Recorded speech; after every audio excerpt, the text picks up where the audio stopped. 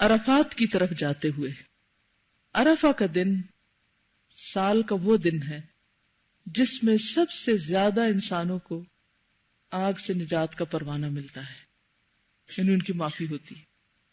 اس دن شیطان جب دیکھتا ہے کہ لوگوں کے گناہ معاف ہو رہے ہیں تو وہ روتا ہے، پیٹتا ہے اور اپنے سر پہ خاک ڈالتا ہے اور اپنے آپ کو نوچتا ہے کہ میں ساری زندگی ایک شخص کو بہکاتا رہا اور اس کو میں اپنے رستے پہ لگاتا رہا، اور یہاں آ کر اس جگہ پہنچ کر جو اس نے دعا کی اور اس تڑپ کے ساتھ کی کہ اللہ سبحانہ وتعالیٰ نے اس کو معاف کر دیا، تو یہ تو میرے ہاتھ سے نکل گیا، میرے فالوورز میں سے ایک کی کمی ہو گئی. کچھ جگہ اور کچھ اوقات دوسری جگہوں اور دوسرے اوقات کے مقابلے میں زیادہ قبولیت والے ہوتے ہیں. جگہوں میں تو ہم کو پتا ہے کہ حرم پاک اور اسی طرح عرفات، مزدلفہ، منا، یہ جگہیں ایسی ہیں مقدس جگہیں کہ جہاں مانگی ہوئی دعائیں قبول ہوتی ہیں. اسی طرح کچھ کام ایسے ہیں کہ جن کو کرنے کے بعد دعائیں قبول ہوتی ہیں، جیسے قرآن پڑھنے کے بعد، اسی طرح حج کرنے کے دوران، عمرے کے جیسے سعی کے دوران، طواف کے دوران. اسی طرح کچھ دن اور کچھ راتیں ایسی ہیں کہ جو دعا کی قبولیت کے اعتبار سے بہت اہم ہیں. راتوں میں تو آپ کو معلوم ہے طاق راتیں، اور خصوصاً شب قدر، لیلۃ القدر، اور دنوں میں عرفہ کا دن.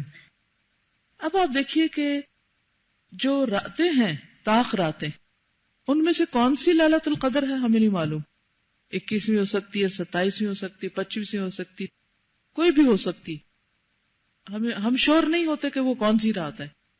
لیکن عرفہ کے دن کے بارے میں تو ہم شور ہوتے ہیں کہ یہ وہ دن ہے، اور وہ وہی دن ہے، اور قبولیت والا دن ہے. تو سال بھر کے دنوں میں اگر دیکھا جائے کہ سب سے اہم ترین اور قیمتی وقت اور قیمتی ترین مقام جہاں لوگوں کی بخشش ہوتی ہے، جہاں ان کی دعائیں قبول ہوتی ہیں، وہ عرفہ کا دن ہے. اور عرفہ کے دن میں بھی زوال آفتاب کے بعد، یعنی سورج ڈھلنے کے بعد سے لے کر مغرب تک، سورج غروب ہونے تک، وہ وقت انتہائی قیمتی وقت ہے جس میں انسان کو خوب خوب دعا کرنی چاہیے. نبی صلی اللہ علیہ وسلم نے اس دن کھڑے ہو کر دعائیں کی تھی، خطبہ بھی دیا تھا اونٹنی پر بیٹھ کر، لیکن دعائیں بھی کی. تو اس سے دو باتیں پتہ چلتی. ایک تو یہ کہ اس دن انسان کچھ نہ کچھ تعلیم کا کام بھی کرے، اپنے ساتھیوں کو کچھ سکھا دے، کچھ بتا دے، جو آپ کو اللہ نے علم دیا اس میں دوسروں کو بھی آپ شریک کر لیں. اور بہتر چیز کیا ہوتی ہے کہ حج کے جو ریچولز ہیں یا مناسک ہیں ان کا تذکرہ کر لیں. اور دوسری اہم چیز دعا. باقی سب چیزوں کو بھول جائیں، کھانا وانا بھی اس سے پہلے کھا لیں، زوال سے پہلے فارغ ہو جائیں. جو ہی زوال ہو بس آپ باوضو ہوں اور آپ نمازیں پڑھیں اور دعائیں شروع کر دیں.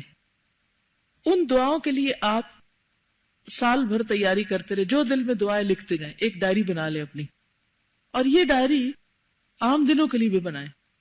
مثلا میں نے اپنے کیلنڈر میں ڈالا ہوا ہے میری آج کی دعا، اور اس میں کیا ہوتا ہے کہ وہ مجھے الرٹ آتی ہے کہ آج کی دعا کا ٹائم ہو گیا ہے. جیسے اشراق کا ٹائم میں نے اس میں رکھا ہوا کہ اس وقت 2 نفل پڑھ کے آج کی خاص دعا جو بھی میرے دل میں ہے وہ میں اس میں مانگوں گی. ویسے تو انسان کوئی بھی مانگ سکتا ہے، لیکن میں نے یہ نوٹ کیا اپنے ساتھ کہ ہر روز کوئی نیا مسئلہ ہوتا ہے زندگی میں، کوئی ایک نئی چیز بادر کر رہی ہوتی ہے ہم کو، کوئی نیا پرابلم سامنے آ جاتا ہے، کبھی اپنا اور کبھی کسی کا. کوئی بہن بھائی بیمار ہو گیا، کسی کے فوت ہونے کی خبر آ گئی، کسی کی شادی ہو رہی ہے، کسی کا بچہ پیدا ہو گیا ہے، اپنے ساتھ 100 مسئلے ہیں، کوئی مسئلہ حل نہیں ہو رہا، یا کوئی فیصلہ کرنا ہے آپ کو، کچھ خریدنا ہے، کچھ بیچنا ہے، کہیں جانا ہے، کہیں استخارہ کرنا ہے کسی چیز کے لیے، یا یہ کہ قرآن مجید میں کوئی چیز پڑھی ہے، یا کوئی حدیث پڑھی، یا کوئی دعا ہی پڑھی ہے. تو اب ہم شعوری طور پر پھر مانگنا بھول جاتے ہیں. تو اس کے لیے آپ کیا کریں، ایک ڈائری بنا لیں اور اس میں آپ کے دل میں جو دعا آئے کہ یہ مجھے اپنے لیے مانگنا چاہیے، یا کسی کی کوئی خوبی دیکھ کر آپ کو شوق آئے کہ میں بھی ایسا کروں، اللہ مجھے بھی توفیق دے، تو بجائے جالس ہونے کے یا یہ سوچنے کے ہم غریب کہاں، ہم تو نہیں کر سکتے، یہ تو بڑے بڑے لوگوں کا کام ہے کہ وہ کرے. نہیں، اللہ سب کو دے سکتا ہے. جس نے اس